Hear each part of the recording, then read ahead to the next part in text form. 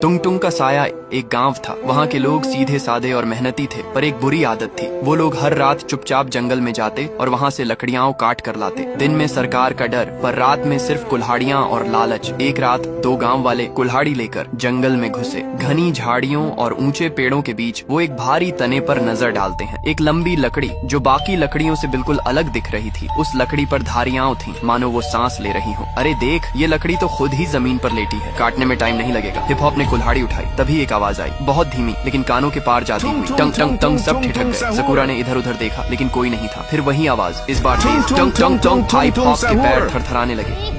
भूत है क्या? ये सकूरा फिर भी आगे बढ़ा और कुल्हाड़ी से उस पर वार किया। ची छा एंग। सकूरा के कुछ चीज अगर लगी और वो गिर गया। हिप हॉप भगा, झाड़ियों में ढंसते चले गए, लेकिन हिप हॉप भी उस रात वापस नहीं आया। अगली सुबह गांव की चौकीदार, जो हमेशा साहसी माना जाता था, उसको खबर मिलती है दो लोग जंगल में गए थे, लकड़ी काटने लौटे नहीं। चौकीदार के चेहरे पर चिंता थी, कहीं जानवर तो नहीं। उसने सोचा वो जंगल के पास तक जाता है, लेकिन वहाँ जैसे ही कदम रखती है कुछ सुनाई देता है। टंग टंग सुनते ही उसके पैर कांपने लगे। वो पीछे हट जाता है। पूरे गाँव में चर्चा थी, लकड़ी खुद चलने लगी है, जिसने भी उसे काटा वो गायब हो गया। और अब लोग उस आवाज को टंग टंग कहने लगे थे, क्योंकि वो आवाज रात के अंधेरे में चारों ओर गूंजती थी। टंग टंग टंग। बूढ़े लोग बोले, ये लकड़ी नहीं, कोई रक्षक है जंगल का। अब कोई भी जंगल नहीं जाएगा। अब गांव के लोग रात होते ही अपने दरवाजे बंद कर लेते। बच्चों को बाहर खेलने से रोक दिया गया और टंग टंग की आवाज हर रात गूंजती रहती, धीरे, फिर तेज और फिर बिल्कुल करीब। एक लकड़हारा जो इन अफवाहों पर विश्वास नहीं करता था, पुष्पा, वो बोला, मैंने तो अपनी जिंदगी जंगल में ही काटी है। आज भी जाऊंगा, लकड़ी लाऊंगा, देखता हूँ कौन रोकता है। रात को वो अकेला जंगल में गया